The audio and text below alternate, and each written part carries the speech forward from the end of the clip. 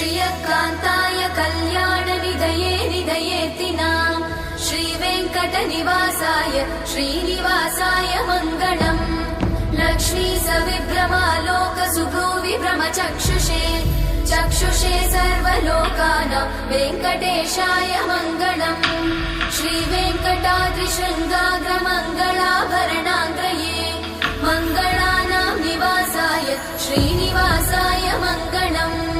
सर्वावयव सौन्दर्य सम्पदा सर्वचेतसां सदा सम्मोहनायास्तु वेङ्कटेशाय मङ्गलम् नित्याय निरवध्याय सत्यानन्दचिदात्मने सर्वान्तरात्मने श्रीमद् वेङ्कटेशाय मङ्गलम् स्वतः सर्वविदे सर्वशक्तये सर्वशेषिने सुलभाय सुशीलाय वेङ्कटेशाय मङ्गलम्।